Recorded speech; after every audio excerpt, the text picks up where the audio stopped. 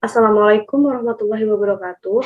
Baiklah, kami dari kelompok 3 akan mempresentasikan hasil diskusi kami tentang analisis laporan kolektibilitas aktiva produktif PT Bank BPR Ganto Nagari 1954 Lugu Alung tahun 2016-2017. Saya Ahmad Fatoni dengan nomor BP 19101155310247. Saya akan menjelaskan materi pembahasan dari kelompok saya. Yang pertama yaitu latar belakang. Latar belakangnya adalah pertumbuhan bank di Indonesia menjadi suatu persaingan yang ketat antara bank yang satu dengan yang lainnya dalam mencari nasabah.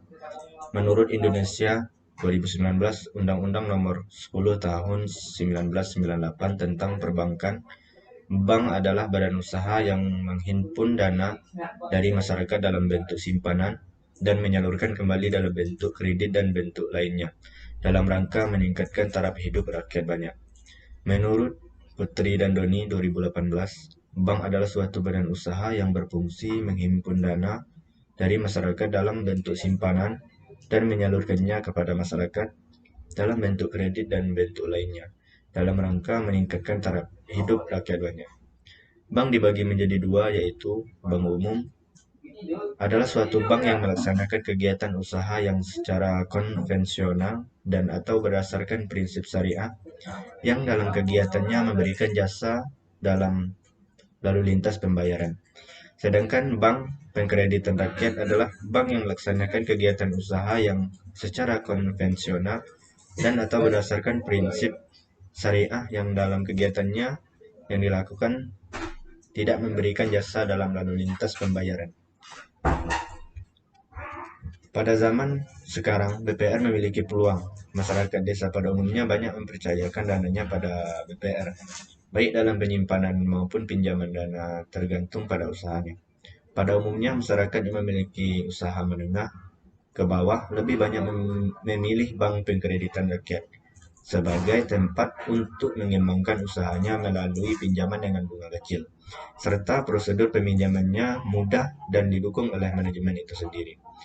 Bank Indonesia mempunyai tugas dalam mengawasi kegiatan operasional bank, yaitu berdasarkan Surat Keputusan Bank Indonesia nomor 30/12/KEP DIR dan Surat Edaran Bank Indonesia nomor 30/3/UPPB tanggal 30 April 1997 Anggraini 2018. Penilaian dilakukan dengan mengkualifikasikan beberapa komponen, yaitu komponen kapital, aset manajemen, earning, liquidity atau singkat dengan istilah KAMEL. Apabila bank mengalami masalah pada salah satu komponen tersebut, maka bank akan mengalami kesulitan. Pada analisis KAMEL, kriteria yang ditetapkan Bank Indonesia adalah tentang seberapa besar persentase kinerja keuangan yang memenuhi persyaratan bank tersebut untuk dinyatakan sehat, serta tidak membahayakan atau merugikan pihak-pihak yang berkepentingan. Analisis KAMEL dikuantifikasikan sebagai aspek penilaian dalam perhitungan rasio keuangan. Oleh karena itu, rasio keuangan bermanfaat dalam menilai tingkat kesehatan bank. Anggraini 2018. Semakin tinggi skala operasi bank serta total aset dan jumlah modal, maka kinerja bank semakin baik. Bank yang sehat yaitu bank yang bisa menjalankan tujuan dan fungsinya dengan baik. Dalam penilaian tingkat kesehatan sebuah bank, tidak hanya berlaku pada bank-bank umum atau bank besar lainnya saja. Hal ini juga berlaku pada semua bank yang ada, termasuk bank-bank daerah atau bisa dikenal dengan bank pengkreditan rakyat, yang mana bank ini tidak menggunakan jasa lalu lintas pembayaran. Bank pengkreditan rakyat yaitu salah satu dari sistem perbankan yang dipercaya oleh masyarakat. Kesehatan bank pengkreditan rakyat adalah suatu bentuk penilaian konsumen atau masyarakat terhadap tingkat perkembangan suatu bank, yang mana nantinya menjadi pengaruh besar bagi masyarakat untuk bergabung pada bank tersebut. Bank sehat dijadikan sebagai acuan oleh masyarakat bahwa bank tersebut mampu berkembang dan dapat bersaing serta mampu bertahan pada masanya. Kemudian tujuan dan manfaat tugas kelompok ini. Tujuan tugas kelompok yang pertama untuk mengetahui bagaimana standar pelayanan pada perusahaan BPR Ganto Nagari 1954 Lubuk Alung. Yang kedua, untuk mengetahui apa kualitas pelayanan berpengaruh terhadap kepuasan nasabah tabungan simpanan masyarakat Nagari pada PT BPR Ganto Nagari 1954 Lubuk Alung. Kemudian, poin yang ketiga, untuk mengetahui bagaimana tinjauan ekonomi syariah terhadap kualitas pelayanan dengan kepuasan nasabah simpanan masyarakat Nagari pada PT BPR Ganto Nagari 1945 Lubuk Alung. Perkenalkan, nama saya Nia Oktavilana, BP 1910 1155310323. Di sini saya akan melanjutkan pembacaan dari rekan saya tadi. Pengertian bank. Istilah bank berasal dari bahasa Italia yaitu banco, yang diubah ke dalam bahasa Inggris yaitu bank. Bank adalah salah satu lembaga keuangan sebagai tempat bagi perusahaan, badan-badan pemerintahan, swasta maupun perorangan untuk menyimpan dana-dananya. Sedangkan menurut Simorangkir 2017 mengemukakan bank yaitu badan usaha lembaga keuangan yang bertujuan memberikan kredit dan jasa-jasa. Menurut MPD Abdullah Tamrin, Profesor Dr. Bank adalah sebuah intermediasi keuangan yang didirikan dengan kewenangan untuk menerima simpanan uang. Pengertian Bank Perkreditan Rakyat. Bank Perkreditan Rakyat menurut Sukmaidi adalah bank yang berfungsi menghimpun dana dari masyarakat dalam bentuk simpanan, yaitu berupa deposito berjangka atau tabungan serta pemberian kredit. Asas, tujuan, fungsi, dan sasaran Bank Perkreditan Rakyat. Dalam melaksanakan usahanya, Bank Perkreditan Rakyat berasaskan demokrasi ekonomi dengan menggunakan prinsip kehati-hatian. Tujuan beserta fungsi Bank Perkreditan Rakyat adalah menghimpun dana dari masyarakat dalam bentuk simpanan berupa deposito berjangka, tabungan, dan bentuk lainnya, dan menyalurkan dana kepada masyarakat dalam bentuk kredit. Dan pengertian laporan keuangan. Laporan keuangan menurut Saraswati 2017 adalah hasil akhir dari proses akuntansi. Laporan keuangan harus mampu menyajikan informasi yang berguna untuk mengembalikan keputusan oleh berbagai pihak. Analisis laporan keuangan Bank Perkreditan Rakyat bertujuan untuk menyediakan informasi yang menyangkut posisi keuangan, kinerja, serta perubahan posisi keuangan. Seperti yang pertama yaitu neraca, merupakan laporan keuangan utama yang diterbitkan di akhir periode akuntansi, yaitu per tanggal 31 Desember. Di dalamnya terdiri atas dua sisi yaitu aktiva atau harta, dan sebelah kiri pasiva atau hutang. Ditambah modal di sebelah kanan. Dan yang kedua itu laporan laba rugi. Merupakan laporan yang berisi beban dan penghasilan pada suatu periode akuntansi BPR, di mana beban terdiri dari beban operasional, non-operasional, dan beban pajak penghasilan. Sedangkan penghasilan didapat dari pendapatan operasional dan non-operasional. Laporan perubahan dan yang ketiga itu laporan perubahan ekuitas. Merupakan laporan yang menunjukkan perubahan dari ekuitas Bank Perkreditan Rakyat yang digambarkan melalui peningkatan dan penurunan aset dan kekayaan Bank Perkreditan Rakyat selama periode yang dilaporkan. Dan adapun itu pengertian tingkat kesehatan bank. Tingkat kesehatan bank yaitu penilaian hasil dari kondisi bank yang dilakukan terhadap risiko dan kinerja bank. Dengan kata lain yaitu tingkat kesehatan bank cerminan dari sebuah bank dalam menjalankan fungsinya dengan baik. Dan tingkat kesehatan bank merupakan hasil penelitian kualitatif atas berbagai aspek yang berpengaruh terhadap kondisi atau kinerja suatu bank, melalui penilaian faktor permodalan, kualitas aset, manajemen, rentabilitas, likuiditas. Sedangkan menurut Taswan 2017 yaitu, kesehatan bank yaitu sebagai kemampuan suatu bank dalam melaksanakan kegiatan operasional dengan normal. Dan adapun tata cara penilaian tingkat kesehatan bank per kreditor rakyat. Sesuai dengan SK Direksi Bank Indonesia nomor 30/12 dir pasal 2 tentang cara penilaian tingkat kesehatan bank perkreditan rakyat terdiri atas yang pertama, tingkat kesehatan bank pada dasarnya dinilai dengan pendekatan kualitatif atas berbagai aspek yang berpengaruh terhadap kondisi dan perkembangan suatu bank. Yang kedua, pendekatan kualitatif, sebagaimana dimaksudkan dalam ayat 1, dilakukan dengan penilaian terhadap faktor-faktor permodalan, kualitas aktiva produktif, manajemen, rentabilitas, dan likuiditas. Oke, perkenalkan aku Ibu Sagala, nomor BP 19101155310306. Di sini aku akan mempresentasikan tentang unsur penilaian tingkat kesehatan bank dalam analisis CAMEL, di mana yang pertama ada pemodalan atau kapital. Modal yaitu sumber pihak pertama di mana sejumlah dana yang diinvestasikan oleh pemilik untuk pendirian suatu bank.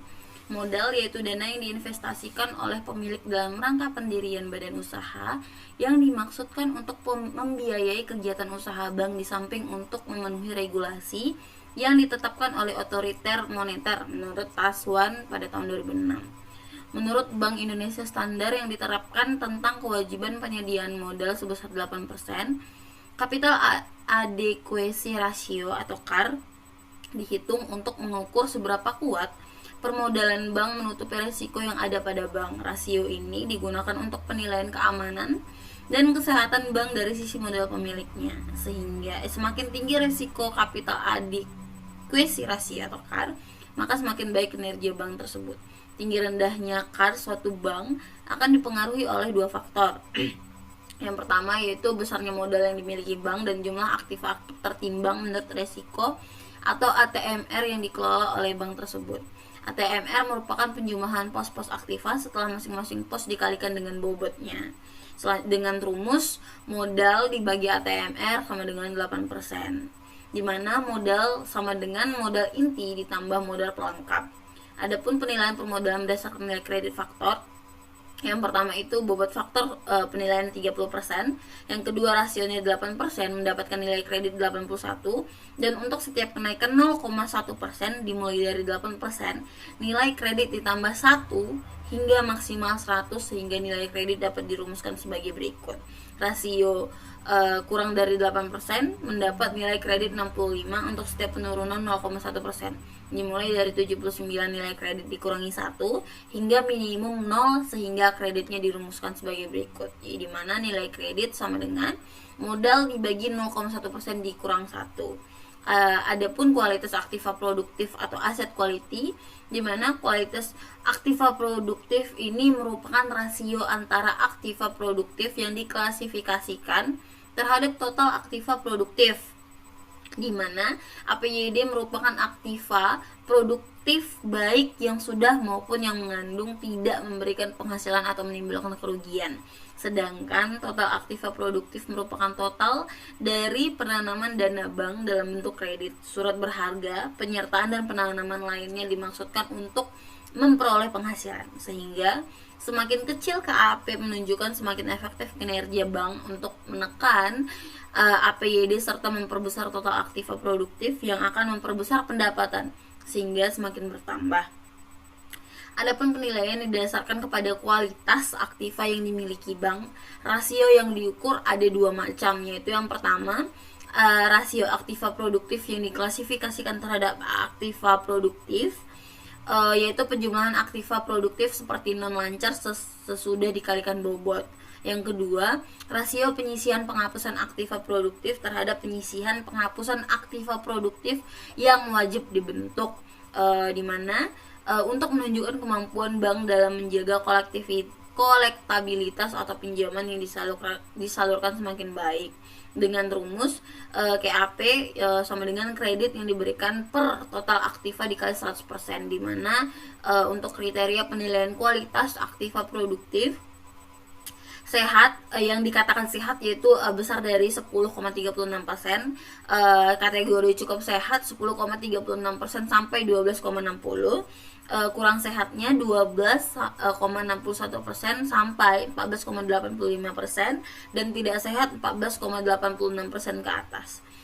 Adapun untuk penilaian berdasarkan nilai kredit faktor, yang pertama itu bobot faktor penilaiannya 25%, yang kedua 22,5 atau lebih dari 0, yang ketiga setiap penurunan 0,5%, 0,15% dimulai dari 22,5%, nilai kredit ditambah 1 hingga maksimum 100, sehingga nilai kreditnya dapat dirumuskan sebagai berikut, di mana nilai kredit sama dengan 22,5% dikurangi angka rasio dibagi 0,15% sama dengan rasio PPAP, di mana PPAP dibagi PPAPWD dikali 100%. Adapun penggolongan dari rasio di atas, kategori dikatakan sehat yaitu 81% ke atas, cukup sehat itu 66% sampai 80,99%. Untuk kurang sehatnya 51% sampai 65,99%.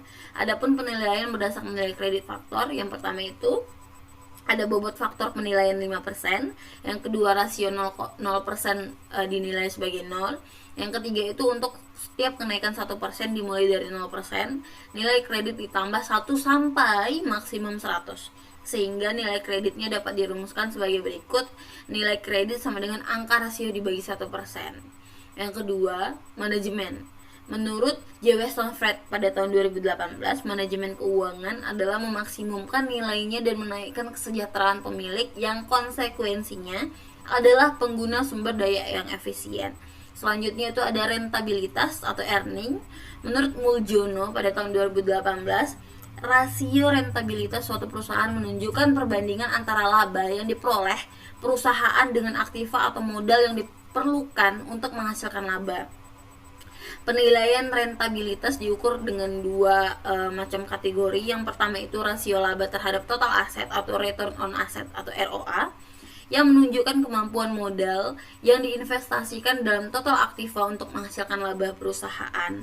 Semakin tinggi ROA-nya, maka kemungkinan pembagian dividen juga semakin banyak. Dengan rumus ROA itu adalah laba sebelum pajak dibagi total aktiva dikali 100%, di mana penggolongan penilaian di atas, jika dikatakan sehat itu 1,22 ke atas, cukup sehat 0,99% sampai 1,21%, yang ketiga kurang sehat 0,77% sampai dengan 0,98%, yang dikatakan tidak sehat yaitu kurang dari 0,76%.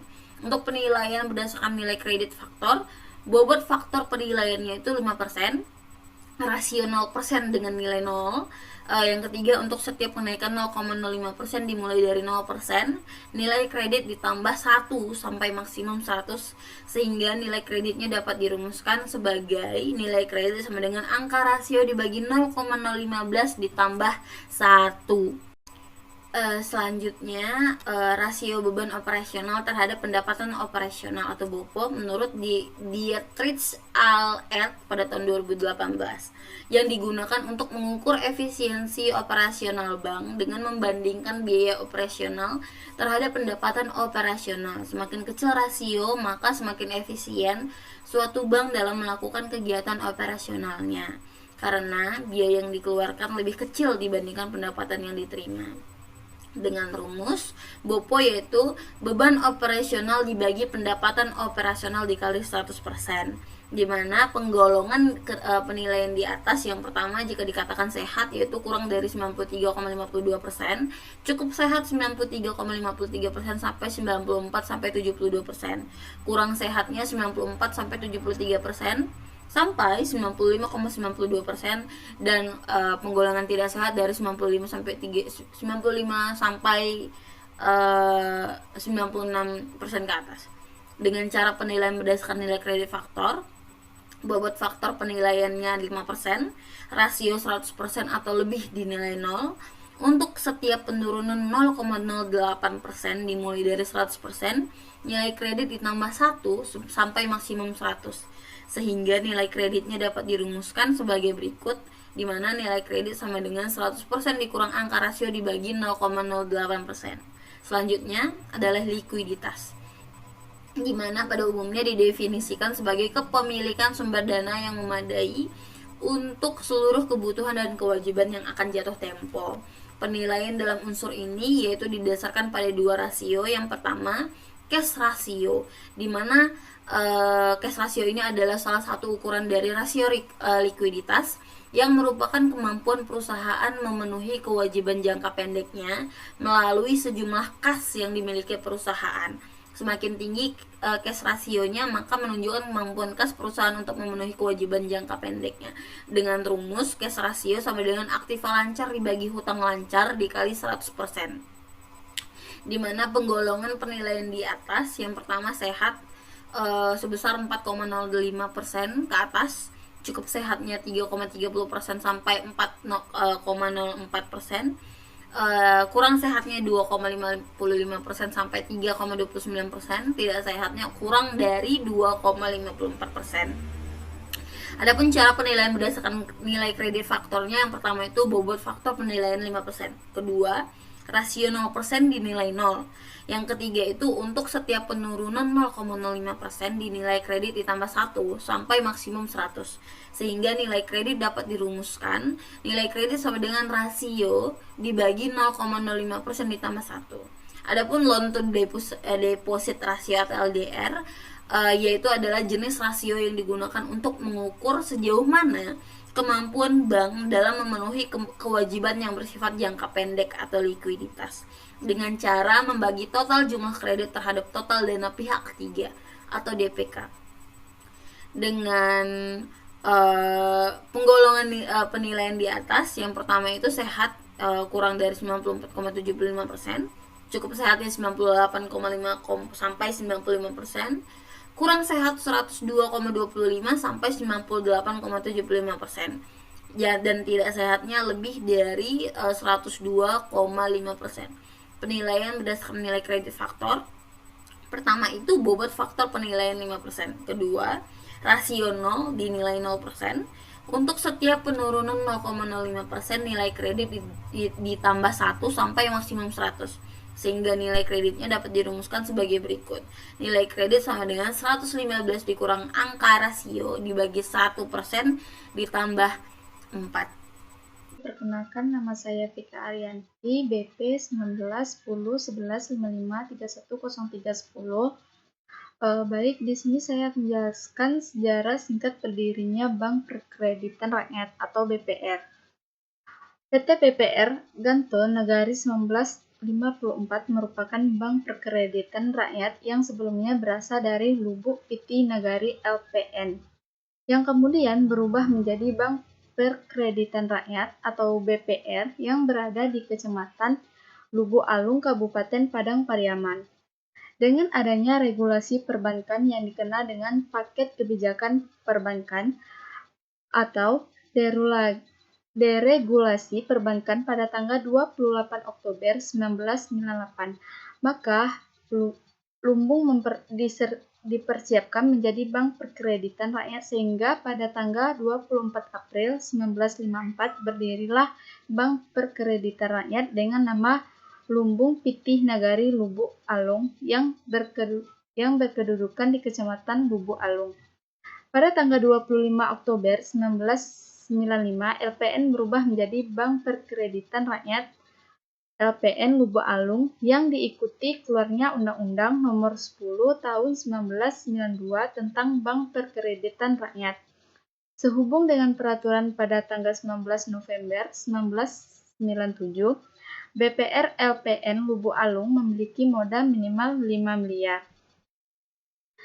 PT BPR Ganto Negari 1954 Lubuk Alung memiliki badan hukum dengan pengesahan dari Departemen Kehakiman RI nomor C2-12/2016 pada tanggal 11 November 2005 berdasarkan Akta Notaris Dra Butet SH nomor 4/2005 dan berakhir 23 Desember 2008 berubah nama menjadi PT BPR Ganto Negari 1954 18, yang mana PT BPR Ganto Negari 1954 merupakan lembaga perbankan yang memiliki kegiatan menghimpun deposito berjangka dan menyalurkan dalam bentuk pemberian kredit kepada masyarakat. Selanjutnya yaitu ada organisasi struktur perusahaan. Sebagai institusi yang bergerak di bidang perbankan, tentunya PT BPR Ganto Negari 1954 memiliki struktur organisasi yang mempermudahkan untuk memisahkan fungsi antar setiap bagian pekerjaan. Sekalipun rangkap jabatan masih ada, setidaknya akan diketahui pada posisi mana karyawan sedang bekerja. Berikut ini adalah struktur organisasi PT BPR Ganto Negari 1954 Lubuk Alung tahun 2017. Yang berdasarkan struktur organisasi di atas dapat dijelaskan di bawah ini, yaitu peserta stafnya, yaitu yang pertama rapat umum pemegang saham atau RUPS. Rapat umum pemegang saham adalah rapat pemegang saham ini merupakan kekuasaan tertinggi dalam organisasi BPR ini. Rapat yang dilakukan setahun sekali. Dalam rapat ini diperdengarkan laporan pertanggungjawaban direktur dan pengurus selama setahun dan diputuskan apakah laporan ini dapat diterima atau ditolak. Selain membahas hal-hal yang tersebut, juga dibahas mengenai hal penting lainnya. Yang kedua yaitu Dewan Komisaris. Dewan Komisaris dipimpin oleh RUPS dengan tugas menentukan kebijakan umum bank dalam tugas wewenang dan juga mengawasi dan menjaga ketentuan-ketentuan untuk mengatur dan mengurus bank ditaati oleh direksi sebagaimana mestinya. Komisaris sekarang adalah komisaris utamanya adalah Zuami Oemar SE. Komisaris yang kedua yaitu John Maverdi AMD. Yang ketiga yaitu direksi. Dipilih secara mufakat. Tugas direksi adalah menentukan kebijaksanaan umum dalam menjalankan kegiatan operasional bank. Berikut adalah anggota direktur utama dan direksinya. Yang keempat yaitu bagian kredit. Bagian ini adalah tugas untuk memasyarakatkan bank perkreditan rakyat dalam bentuk promosi untuk memperkenalkan produk-produk yang ada pada Bank Perkreditan Rakyat Ganto Negari 1954 Lubuk Alung ini, serta penilaian terhadap pemohonan kredit yang diajukan oleh debitur yang juga penilaian langsung lapangan dan memutuskan kredit untuk layak tidaknya diberikan kepada yang dengan mempertimbangkan dan persetujuan direksi. Yang kelima yaitu ada bagian dana atau pelayanan. Di sini bagian dana atau pelayanannya adalah unit kerja yang berfungsi sebagai melakukan pengumpulan dana dari masyarakat, yaitu meliputi kas, deposito, dan tabungan. Yang keenam yaitu bagian umum atau SDM. Bagian umum SDM ini merupakan unit kerja yang berfungsi menyediakan dan melingkupi sarana dan prasarana kerja untuk sehari-hari, yang meliputi bagian pegawai, bagian perlengkapan, dan bagian arsip. Yang terakhir yaitu kantor kas. Merupakan pengembangan jaringan usaha yang tugasnya adalah sebagai perpanjangan tangan kantor induk guna untuk meningkatkan pelayanan kepada nasabah. Kegiatan bank dilakukan di kantor bank Perkreditan Rakyat Ganto Negari 1954 Lubuk Alung adalah yaitu melayani pembukuan rekening dan tabungan deposito. Yang kedua yaitu melayani setoran dan pembayaran uang tunai. Yang ketiga yaitu melayani penarikan tunai. Yang keempat adalah melaksanakan aktivitas memasarkan produk dana dan perkreditan. Perkenalkan, nama saya Reni Novitasari, BP 19 10 11 55 310231. Baiklah, di sini saya akan menjelaskan materi yang disampaikan oleh rekan saya, yaitu pada bab 4, data kredit kolektibilitas PT Bank BPR Ganto Negari 1954 Lubuk Alung tahun 2016-2017. Pada data kolektibilitas lancar, pada tahun 2017 sebesar 8,8 miliar, sedangkan pada tahun 2016 sebesar 7 miliar. Dan didapatkan perubahannya yang mengalami kenaikan sebesar 1,8 miliar. Dan pada data kolektibilitas kurang lancar, pada tahun 2017 sebesar 396 miliar. Sedangkan pada tahun 2016 sebesar 654 miliar. Dan didapatkan perubahannya yang mengalami penurunan sebesar 257 miliar.